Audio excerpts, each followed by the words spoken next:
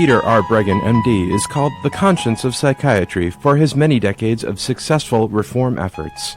His scientific and educational work provide the foundation for modern criticism of drugs and ECT and lead the way in promoting more caring and effective therapies. His books include Talking Back to Prozac, Toxic Psychiatry, Medication Madness, Psychiatric Drug Withdrawal, and now, Guilt, Shame, and Anxiety, Understanding and Overcoming Negative Emotions. Welcome to the Dr. Peter Breggin Hour.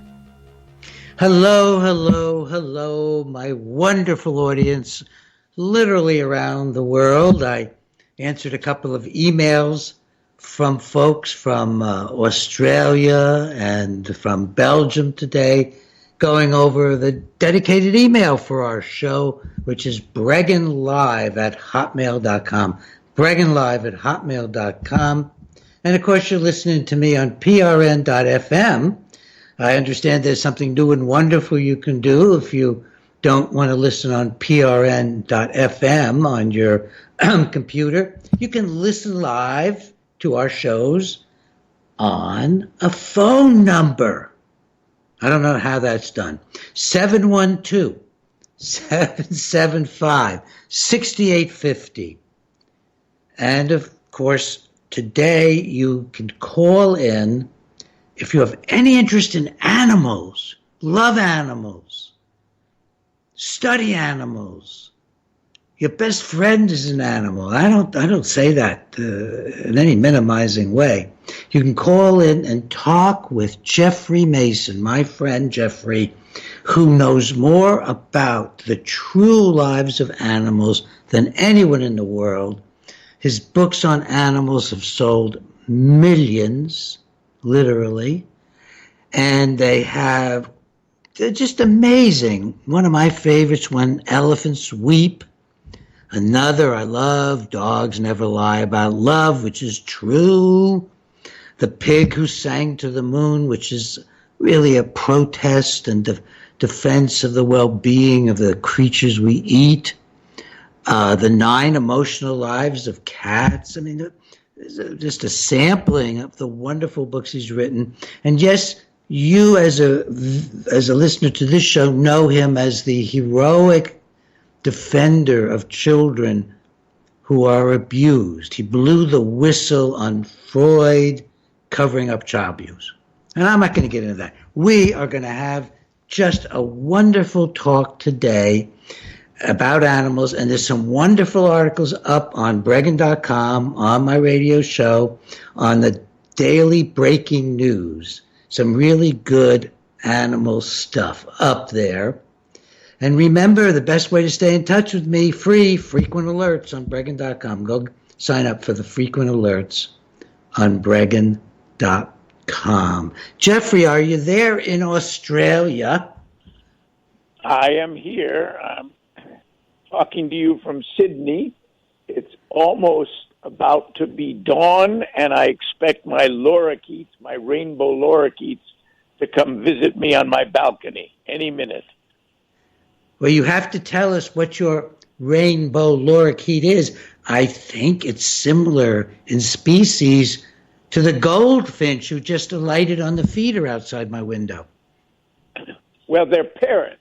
They're beautiful parrots, very loud, demanding parrots. They come every morning because I give them sunflower seeds, and I think they like to be in the sun on my balcony, listening to the waves of the Tamarama Beach, which is only 3 minutes from here, and it's just paradise for me. I adore it.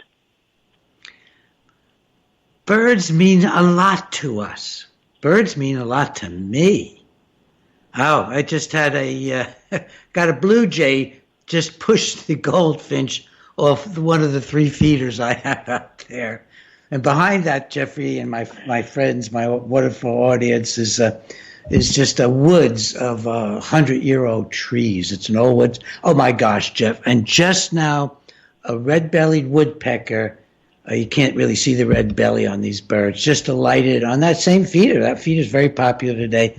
I have sunflower seed hearts on it. So this is all about animals. Jeffrey, talk about animals. How did you get so interested in animals, and what do they mean to you, and what are you writing about? Well, yeah, it's a long story, and I won't tell it.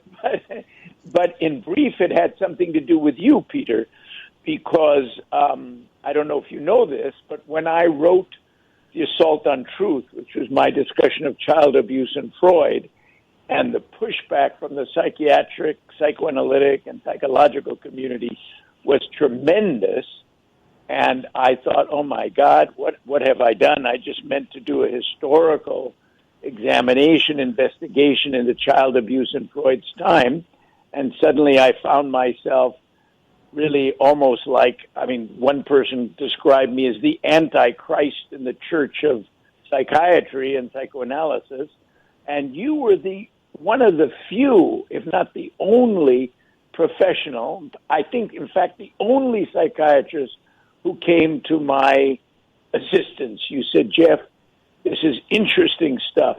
And I don't know if you remember, but I said to you, but Peter, I'm no longer a member of my profession. They've taken away my credentials, unlike you. You remained a psychiatrist, but they took away all my memberships, and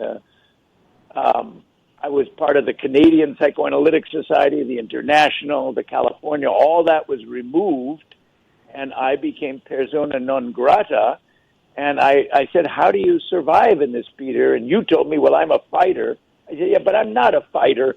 What can I do? You said, well, yes. do something you love. What do you love? And I said, well, I really love animals. Well, why don't you write something about animals? And in fact, why don't you talk about their emotions? Nobody's done that since Darwin. Remember, now we're talking in the 80s, the early 80s. And that's really true. At that time, there was very, very little. Today, there's been an explosion of books about animal emotions. But at that time, there was practically nothing. And I remember that I first went to the Sierra Club in California with this idea. And the editor there said, that's a great idea, Jeff. I was living with the great legal scholar, Catherine McKinnon, on her ranch, and we were surrounded by animals, and she adored animals the way I did. And so I began doing the research for this. And at the end, I had a 1,000-page manuscript, and I took it very proudly to the Sierra Club, and they said, this will never sell. We're terribly sorry. We love the fact that you've done all this research. We're not going to ask you for the pittance that we gave you back, but we can't publish this. And I don't know why. I was just lucky. Somebody took it. An agent said, I'll represent you. And suddenly there was a bidding war, and the book was published a long time ago now, I think 25 years ago, and it became an international bestseller. As you pointed out, it sold over 1 million copies around the world. Now, which book was that, Jeff? Because I don't think I mentioned that. That was When Elephants Weep. Okay. Mm-hmm. That was When Elephants Weep, The Emotional Lives of Animals. And I was shocked because I thought it would be a tiny little book that a few other animal lovers would read. I didn't think it would become an international bestseller. And I'm persuaded now that the real reason for that was because people said, of course they have emotions. Anybody who's not a scientist knows that. Anybody who's not harming animals, anybody who lives with a dog or a cat or a bird or even a fish knows that they have feelings. And I was just astonished at how many responses I got from all over the world. And it encouraged me to write more about this. And then I went on to write When Dogs Never Lie About Love, which again, the audience said, well, duh, didn't we already know that? But Oprah had me on her show, and I think that made all the difference. She was a tremendous dog lover, and she loved the title of my book. So she had me on her show for an hour, and the next day my publisher called and said, we've sold 300,000 copies in one day because of Oprah. My. She had tremendous power. But I remember at the very end, and she was lovely, by the way. I have to say, of all the people whose shows I've ever been on, except you, they've never been personally friendly either before or after. It's like, you fulfill a function. You're here. I did Charlie Rose. That was a nightmare for me. All he did was look at the cover of the book and say, what is this anyway? Where'd you get this photo? He was obnoxious. He clearly had never even looked at the book, let alone read it. But she was very different, Oprah. She was warm. In between clips, she would talk to me about dogs, about her life. I adored her. And I made one terrible faux pas. One bad mistake at the very end of the show. Because I had a PhD in Sanskrit, of all things, she kept calling me Dr. Mason. And I kept trying to correct her, but no, I was going to be Dr. Mason. And I think she thought I was a veterinarian. Because at the very end of the show, she said, now, Dr. Mason, in your experience, what would you recommend as the best pet for an older person living alone in a small apartment? And I thought about this, and I was going to say a cat. I wouldn't say a dog. But even a cat, I thought it's kind of unfair if the cat can't socialize and look around and go into a garden. So I said, well, in my experience, rats are a lot of fun. She got very upset. I really meant it because I had lived with rats as a child, and I've had them since as pets. They're wonderful. They're affectionate. They're smart. They're adorable. But she thought, I don't know why, she got very upset and practically cut me out of the show from that moment on. But, you know, there's been research subsequently by the great late Dr. Jan Panksepp, who was a neuroscientist from Harvard, and he pointed out that rats, when you tickle them, laugh. We just can't hear it because our ears can't. We're not like dogs. We can't pick up sounds the way dogs can and many other animals. And rats are actually laughing when we tickle them. And that research, which was published in the 80s, was transformational because he went on to show that so many of the emotions that animals feel are invisible to us. And I find that an absolutely fascinating. Peter, I want to ask you a question. Now, this is something I've been thinking about a lot. And as far as I know, nobody else has raised it. But it will resonate with you. Do you believe, and I do, and I'll explain in a minute why, that there are some animals who feel some emotions more deeply than do we humans? Oh, wow, Jeff. Isn't that an interesting thought? You know, well, let me. I'm not sure I've thought about it, Jeff. Well, I suddenly started thinking about this. I haven't written about it yet, but I would love to do a book on that. It's just difficult because where do you get the information from? But when I look at dogs, and I know we're going to talk about dogs, I really believe that they feel love in a way that's almost superior to ours. It's so uncomplicated for them. It's not ambivalent love. You know, I adore my children. I adore my wife. But every once in a while I will get annoyed. I've never seen a dog who gets annoyed at you. It's almost impossible. I think they do, by the way. But, you know, I was formulating awkwardly in my mind something similar to what you said. I think dogs have a kind of unconditional love and trust. Trust is an emotion. I'm not sure what kind of emotion it is, but I think that trust and unconditional love, and you and I have chatted about how maybe you, personally, between us, about how maybe we learned that from dogs during that last between 30 and 50,000 years of our development to our highest Peter, point. That's fascinating. That's fascinating. I had not thought about trust as an emotion, but you're absolutely correct. It's not only an emotion, it must be a fundamental emotion because that's how children survive, right? By trusting older humans. And sometimes that's a misplaced trust, as you and I know.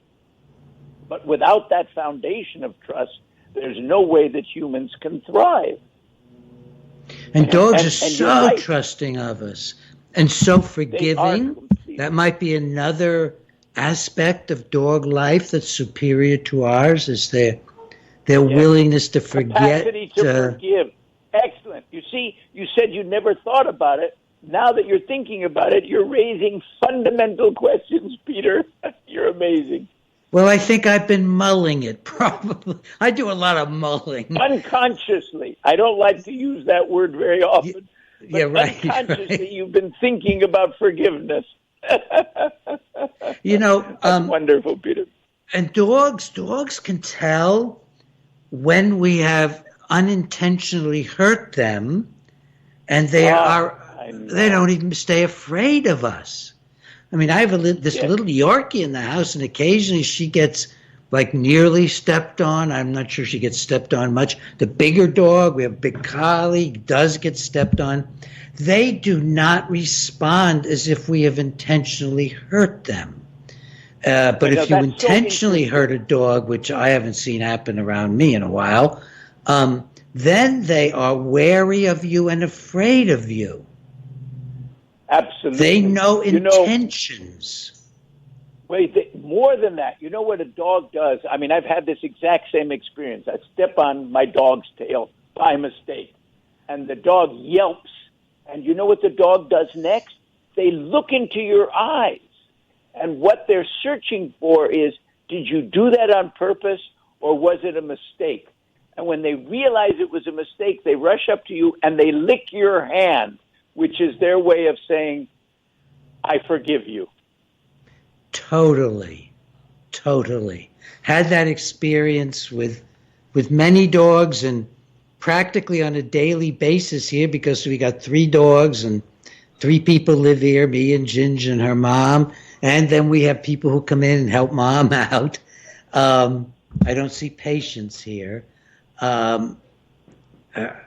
It's dogs are getting stepped on, and they, it's really interesting how they trust, Peter, how I'll they tell you discern intentionality. Yeah, but dogs are unique in that, because, as you know, I love cats. I've written about cats. I've lived with cats all my life. I adore them. But they're not dogs. And one of the proofs that I recently saw is that if a cat is frightened, if something comes to frighten, some larger animal comes, the cat runs away.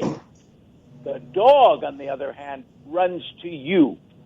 When something frightens your dog rushes to you for comfort and for safety. Again, the only other animal on the planet that does that in our presence is the dog. That is really interesting. I see that all the time, because the Yorkie, who is the leader of the animal pack, to the extent it's a pack, we could talk about that. I don't think either one of us think that dogs are really pack animals like they're portrayed, but they're not wolves. Right. But no, they're not wolves. The Yorkie, when scared, will practically climb up Ginger's body to get as high up and close to her face and as close to protection as possible. And the Yorkie is much closer to Ginger.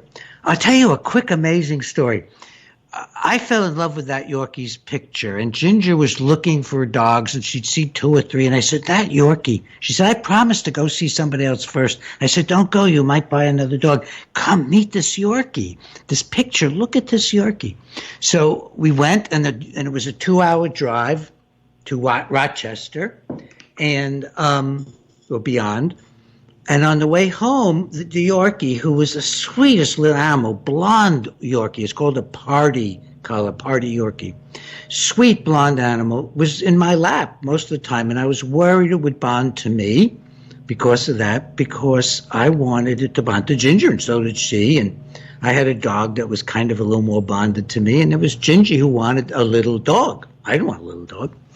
And we got home, and we sat down in our living room, Ginger was in a chair and I was on a couch, and all of a sudden the Yorkie, and Jeff, I don't know anybody who's ever heard of this before, the Yorkie started to circle Ginger, female Yorkie, Bella, started to circle Ginger. So I quickly started counting, and she circled Ginger 20 times. This is about 10 minutes after I put her down, about 20 times, glancing at me occasionally, and just kept on going. And from that day forward, I was a very small player in her life. And a day or two later, Ginger had to go out and do something outside the house. And I have this video of the Yorkie getting no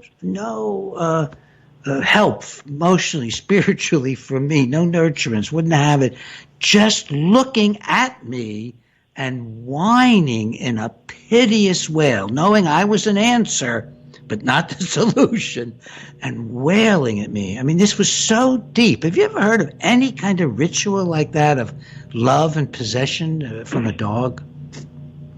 Well, it's fascinating. No, I haven't. That's an amazing story. It's a wonderful story. But, when I go to the grocery store here, dogs are not allowed inside. And there are always a lot of dogs outside, and they're tied up waiting. And every single time I pass, I find it fascinating. I try and engage their attention. And they're often very polite to me. They look at me, and sometimes they'll, as it were, smile. But you can see their eyes are searching, looking for the one person that really matters for them to come out.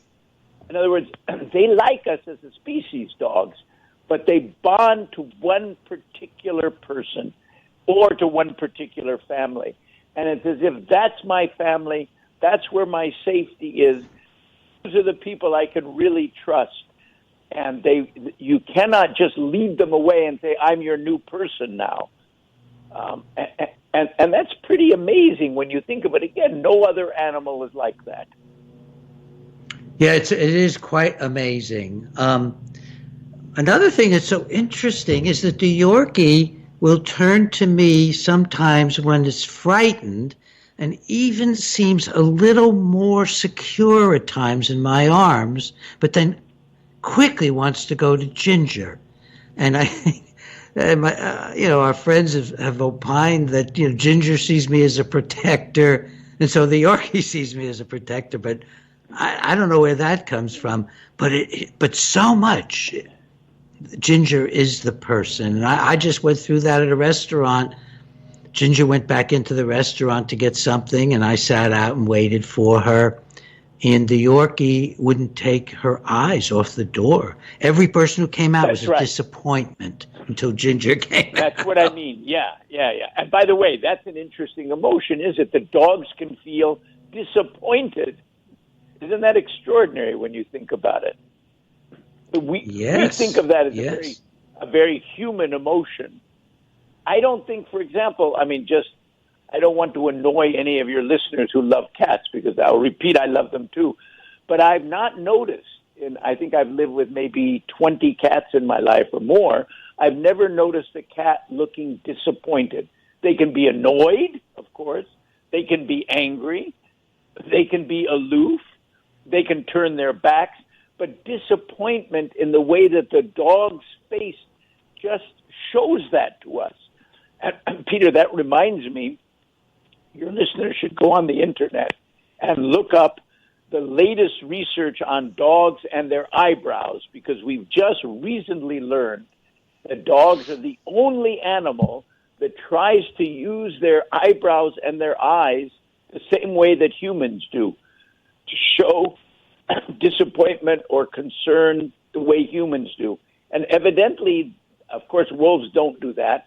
This evolved over the probably 30,000 years that we've lived together with dogs, that we have become almost, you and I were just talking about that earlier, almost a single species.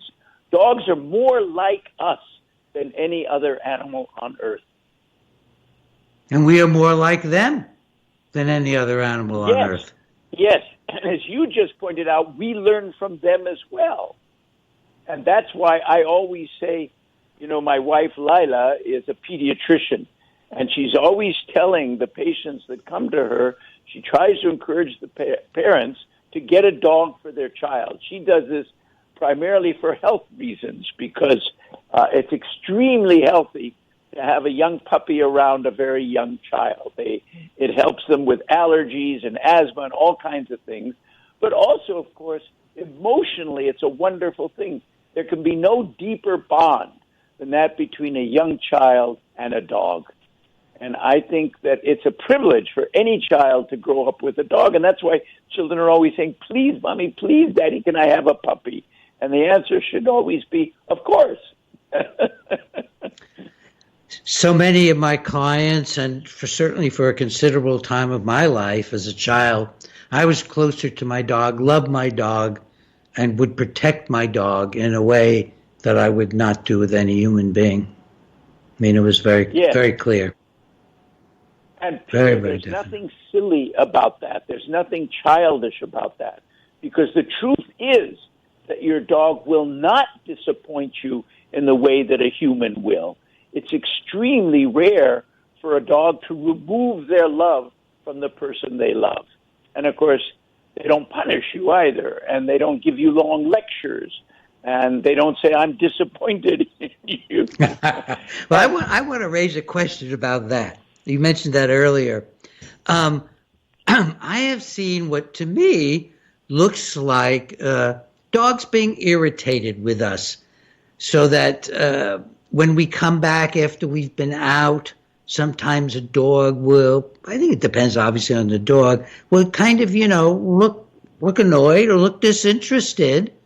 The little Yorkie, whom I've just been so aware of lately, when Ginger gets home and the Yorkie just starts barking its brains out, but some of it seems to be a little aggressive, like, how could you do that? How could you do that? And I think dogs sometimes look like they're not going to welcome you when you get home. You have no experience with that, Jeff? No, I never have. I experience that all the time from my cats. The cats are masters at showing that they're annoyed with you. Where have you been? Out gallivanting, catting around, have you been? But yeah, right. What I notice about dogs, which always astonishes me, is no matter if I go out of my house, unfortunately, I'm not living with the dog now because we're in Australia, and our dog is in Berlin because we thought we were going to live there forever. And the vet would not let us bring him back to Australia because he's 14 years old. He was an ex-guide dog for the blind, so he's just too old to travel. He wouldn't make it. But my experience with him, if I'd go out to the corner store and was gone 1 minute, I'd come back and it's, where have you been? He would jump all over me. He would wag his tail. He would lick me. I don't think the dogs have the same sense of time. I could be wrong about this, but I don't think they realize that when we're gone for 1 minute, that's any different from 1 day or a week. They're always so happy to see us.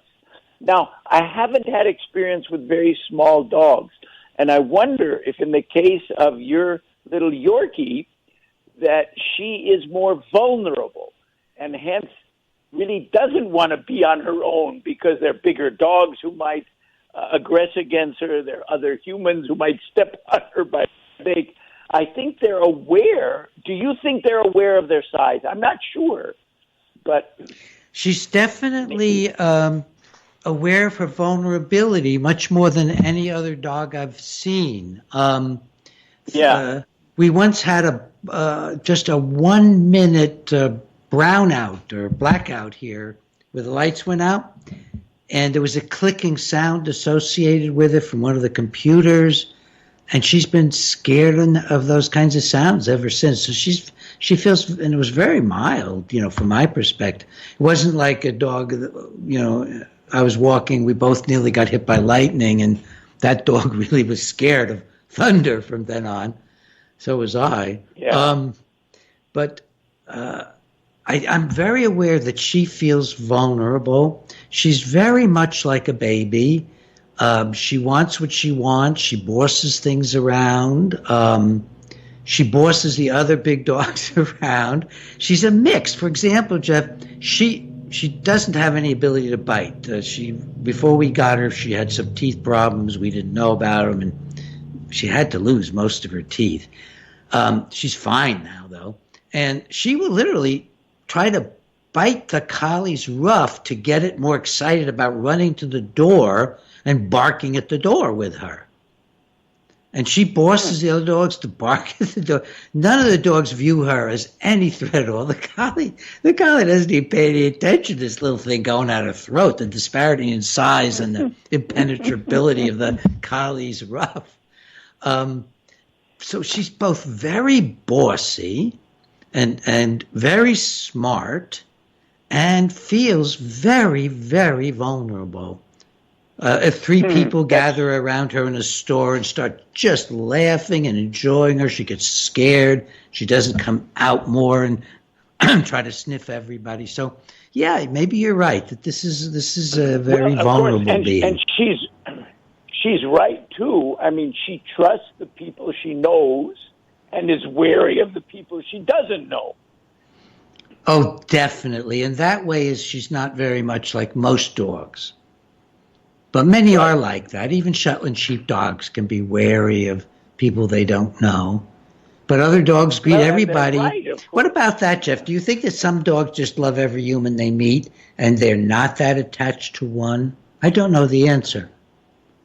Well, I wrote a book called The Dog Who Couldn't Stop Loving. And that is about our dog Benji, the one I just told you about, who's still in Berlin. And he was like that. So he was meant to be a guide dog. He had the training. So he was with a family for 1 year, and then he was trained as a guide dog for 1 year. And I got a call one day, this is in New Zealand. They said, "Hi, Jeff, you don't know me, but we're from Guide Dogs for the Blind. We've read your book about dogs. We respect what you've done. And do we have a dog for you?" And I said, "Well, I don't really need a dog, but this is a special dog. We want you to come see him." And I did, and I took my children, which was always a mistake, because the minute they saw Benji, that was it. And the real reason that they wanted me to take him is because he was a terrible failure at being a guide dog. They didn't quite tell me that, but he got a 0 out of 1,000. He just didn't want to do it. They said instead of knowing 400 commands, he only knew 2. He didn't like walking. He didn't obey anything they told him. But he had one trait. They said he loves everybody and every other animal. And we went for a brief walk, which he didn't want to do. And there was a miniature pony in a little clearing. And he ran over, and I said, "Oh, my God, I hope he's not going to be aggressive." And he started licking the nozzle of this pony. And when my children saw that, they said, "That's the dog." So he really was the dog who couldn't stop loving. He loved every animal. He played with our rats. We had chickens. He loved the chickens. We had a baby rabbit. He loved the rabbit. He loved all cats, all dogs, all humans. And that's why I wrote about it, because I was astonished. The dog who couldn't stop loving. He liked me, and he liked everybody in our family, but he didn't like us more than he liked everyone else. He just loved everyone. He had complete trust that people had nothing but good intentions for him. He wasn't that bright. And that's what they told me at that. That's interesting. Well, folks, if you like Jeffrey's storytelling, Jeffrey's a brilliant writer. He's a really, really a good writer.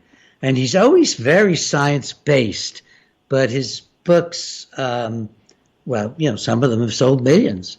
And I don't think that first book of his, When Elephants Weep, sold a couple of million, or whatever it was, simply because, as Jeffrey said, that it was just timely. People really wanted a book like that. It's just beautifully written. And he pays a lot of attention to his writing and does it really, really well. So you'll enjoy his books. And we've talked about 3 of them, all of which I've read. And they're all good. They're all good. Oh, my gosh, Jeff. We have just been spontaneously going along here. This idea that trust is an emotion, you know, I never said that before. I don't. How does psychoanalysis and psychology treat trust, if not as an Well, that's so emotion? I'm interesting sort to of you because confused. no. I mean, I read a lot about human emotions when I was writing When Elephants Weep because I wanted to see what emotions do animals lack that we have. And actually, I was not able to get any, but I never thought about trust. And I do believe that that is an emotion. It's a basic emotion. It's an important emotion, and most animals don't have it vis-a-vis us. Only dogs. Now, I was just saying that the parrots who come every morning, they're about to come now because it's 6:30 in the morning now, and the sun rises here at 7. We're in winter. It's upside down here. But the parrots that come to my balcony, for a long time, they wouldn't trust me. If I opened the door, they would fly away. And now, slowly, they're beginning to trust me because they realize that I'm not going to hurt them. But of course, the default position for any animal is don't trust humans. They carry guns, they shoot us, they kill us, they eat us. Don't have anything to do with them. And I sometimes wonder, I'm getting a little bit off topic here, but I sometimes do wonder what would the world be like if we were always a vegan species? We never harmed any animal in the environment. We never hurt any other person or any animal. Would we be living in a different kind of world? I think we would. I think birds would not be frightened to fly down right next to us. Probably we would have learned a lot more about whales a lot earlier if we had never harmed any of them. I think that's one of the great crimes of humanity, that the Japanese have just started hunting whales again. I think this is so wrong. I don't even want to start thinking about it. It's so wrong. And, here, when I go for my walks in the morning with Lila, we're able to see whales just off the coast. And everybody stops to look at them. Everybody finds them miraculous beings. The thought that there's this intelligence under the sea that may equal our own, that they lead sociable lives, they have deep emotions, that they sometimes stay with their mother whale for their entire life. This is astonishing to us. And to think that not that long ago we were just killing them without even thinking about it. This is one of the reasons that when I wrote about farm animals, I suddenly realized, my God, they have all these emotions that we have too, and yet we raise them on a farm, pretend we love them, and then slaughter them in order to eat them when we don't have to do this. This is wrong. And so when I wrote The Pig Who Sang to the Moon, which was about the emotional lives of animals who live on a farm, if you can call that living, I realized I couldn't do this anymore. And that's when I became a vegan. I decided I'd been vegetarian most of my life, but I decided I couldn't eat eggs, I couldn't drink milk, because there was suffering behind it. And I did not want to be the cause of suffering for any sentient being. That's my little speech. Oh, that's wonderful, Jeff. Well, it's again animals teaching us by example, by who they are, by what they allow us to do to them, and so on. Well, one small example, again, the morning when the parrots come to visit me, there are also these large wood pigeons with these little crested, they look like California quail. Gorgeous. And they're much more timid than the parrots. And the parrots don't want them to eat the seeds, so they push them out of the way. And there may be 3 or 4 different species of birds who are there. And I wouldn't say they're fighting over the seeds. They're maneuvering, but they never get nasty. So here you have 4 different creatures, totally different, and they get on with one another. They may be annoyed at the other person. They want more of what the other person has, but they're never violent. And that, too, is a lesson for me. Why is it that we can't get on in that same way? We have greed just like the birds have greed. And in fact, I'm convinced that greed lies behind all of the negative emotions that humans have. wanting more than your share. And that's not generally true for animals. Although, having said that, think of a dog with a bone. Oh, yeah. Yeah, I think that there's a lot of, I mean, I watch bird feeders a lot, and there's a lot of hierarchy and bullying that goes on Yes. around the Yeah. bird feeders. And if they were enclosed, I believe that some of them would kill each other. They have the space, I think, that allows them not to have to get into those kind of confrontations because they can fly. That's my suspicion. Yes, that's a good point. Yeah, a good point. Peter, I love it when you think about things that other people haven't thought about. So now I'm going to ask you the one area where you and I disagree. The one area, and I think we agree about everything else, is therapy. In my opinion, the very best therapist, if any of your listeners wants to find a good therapist, get a dog. Well, first of all, I advocate my clients getting dogs.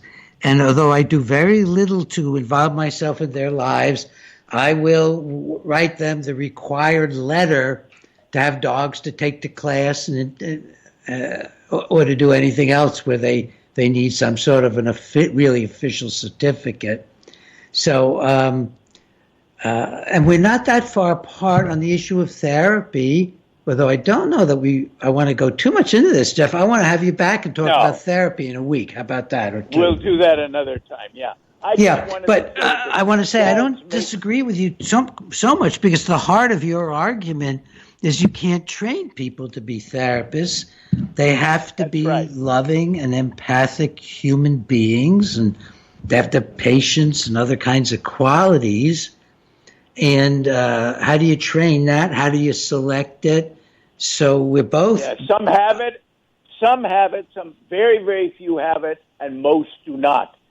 Even with dogs. Look, Benji failed as a guide dog, so they told us, why don't you retrain him as a therapy dog? And then he can go. My mother had Alzheimer's. She was in a home not far from us, and I used to go and visit her several times a week with Benji. I would take our dog, and I noticed that people loved the people who had dementia and Alzheimer's in this home loved seeing Benji. They couldn't wait for me to ride him. Yes. Oh, very much. And yeah. they would behave in an absolutely appropriate way with Benji. So we decided to get him trained as a therapy dog. And I have to tell you, he failed again. He got a 0. But they loved him so much, they said, that's okay. He can go in there. He can just lick everybody and look at them with his mournful eyes, and they can pat him. So he became an official therapy dog. And I love taking him into the Alzheimer unit.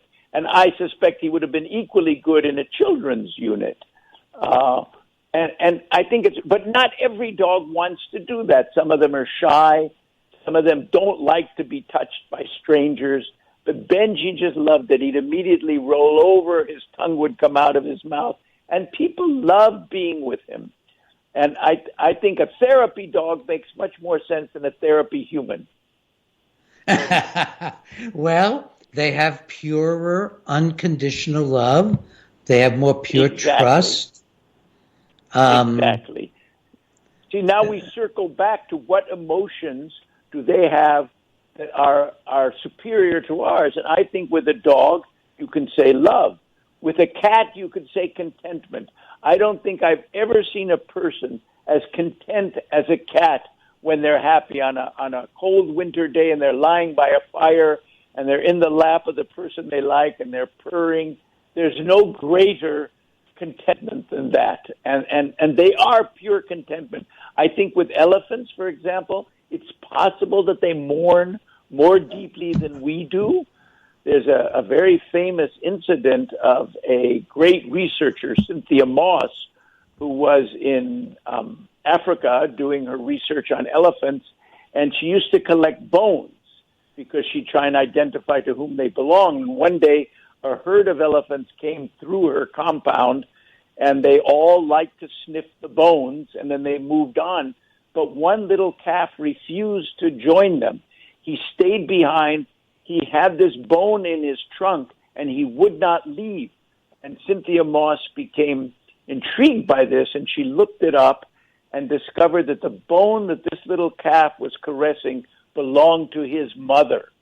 And he somehow recognized, probably by touch, because elephants are very tactile. They love when they express their affection for one another. They put their trunk on the forehead and feel it. It's like giving us a massage. It's like when we give massages. And he had a muscle memory of having his mother's forehead in his trunk. And he recognized it over a year later in this bone. So I think that their capacity to mourn the passing of the dead may be greater than ours. I won't say for sure that it is, but it is possible. And I think this is an intriguing new topic. What are we missing by not paying closer attention to animals around us? I think it's wonderful, Jeff. I think human beings have a very profound capacity to mourn. And of course, as a therapist or anybody who works with people who have lost, you become very aware of how hard it is to heal loss for human beings. And like everything about us, it varies tremendously.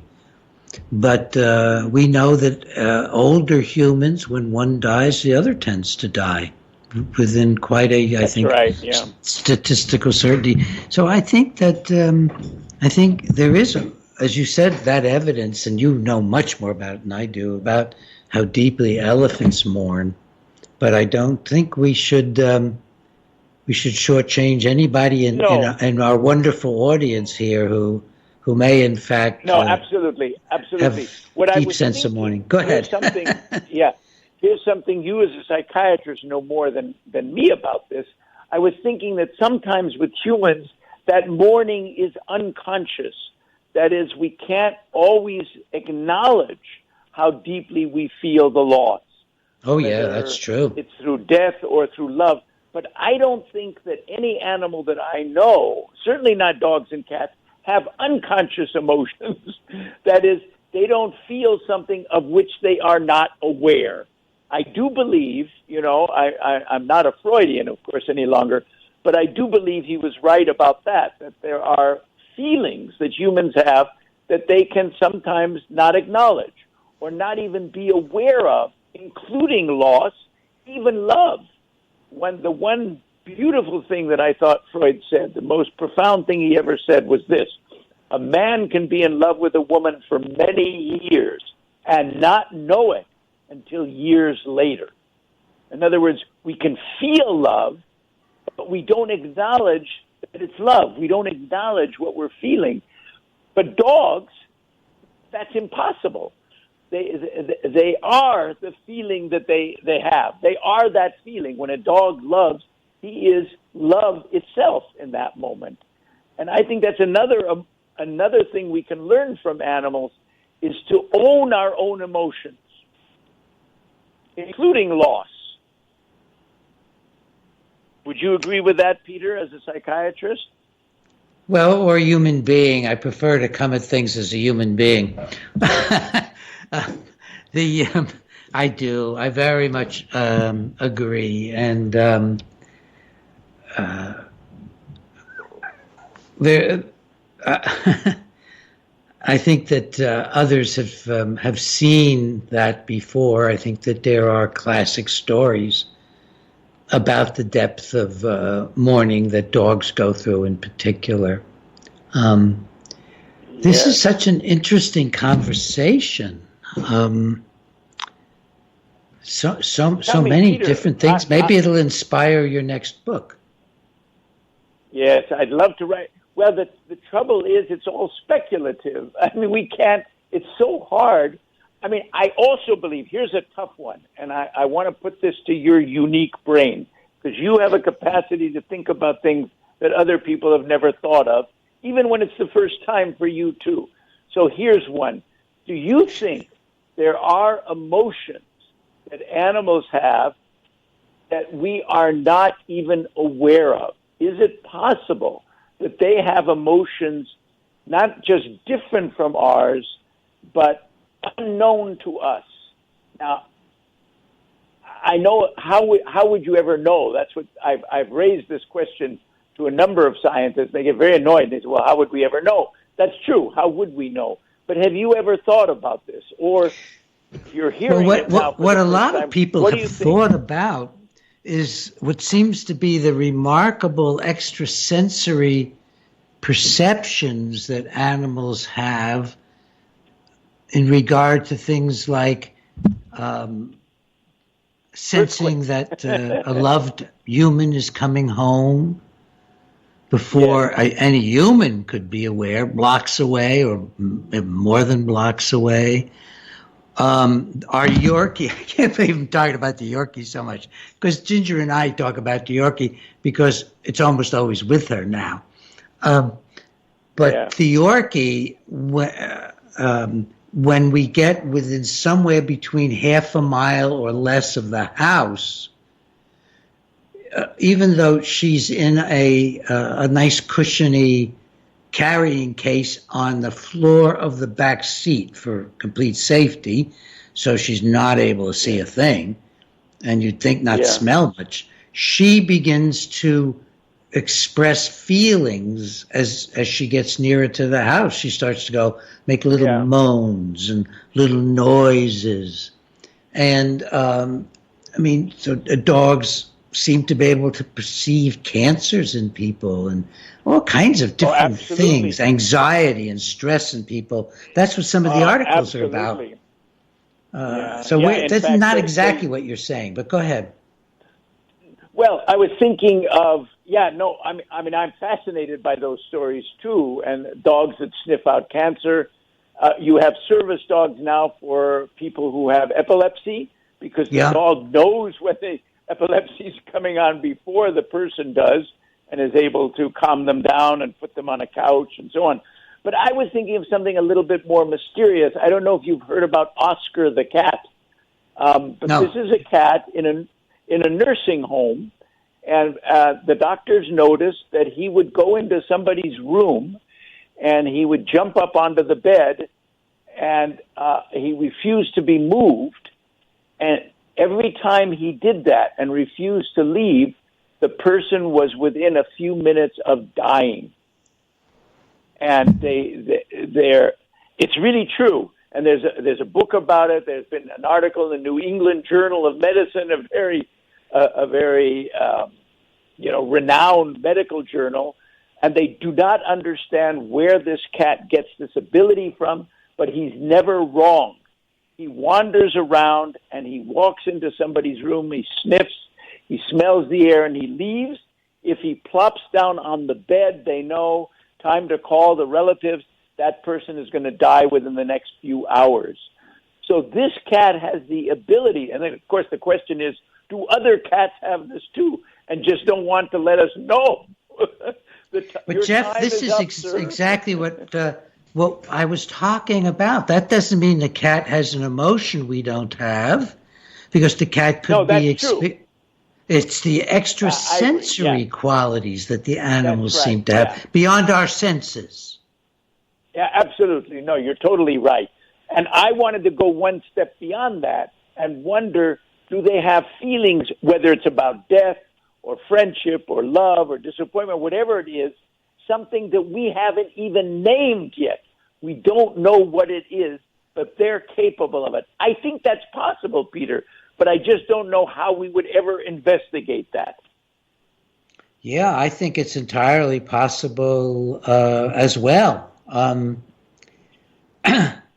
I certainly, I don't see any reason why they wouldn't. There's no reason to assume that the configurations of our brains and our spirits and so on cover everything that every other sentient animal has. I knew you would say something interesting, Peter. You've just said something very interesting. But that is what most people assume. Most people assume we are the superior species on this planet. And I think one of the reasons we're so fascinated by whales is maybe we think maybe that's not even true. Maybe whales have access to things that we do not, whether they be emotions or knowledge or something about the environment.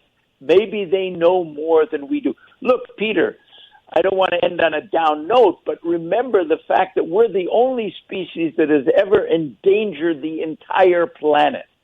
For millions of years, Earth has existed without any enormous tragedy. And now we humans are on the brink of destroying our natural environment. No other animal has ever done this. And I suggest that that means they know what the carrying capacity of Earth is, what they need to do to make sure that future generations live on Earth. Only we have lost that. And I think that's something we're going to have to ally ourselves more closely with other animals and even plants and birds in order to understand what can we do to preserve this beautiful planet. Well, you know, Jeffrey, some non-industrial peoples have that deep spiritual connection of respect and affection and gratitude toward the earth. The Native Americans, who were, by the way, quite violent toward each other before we ever got here, because they're humans, nonetheless had attitudes toward nature which Europeans did not have as much. I mean, we would give gratitude to God or to aspects of whatever our religion were, but the Native Americans would give gratitude, say grateful things and prayers for the beans they ate, the three sisters, which I think were they beans, and I remember beans and corn and something else.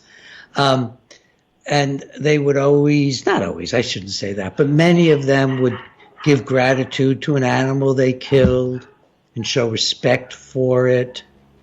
And there are lessons from other human beings, and I think it has so much to do with our alienation from nature. That's not been good for us. Oh my gosh, we've talked right up to the music. Jeffrey Mason, I have hardly mentioned your name. Jeffrey Mason, Masson.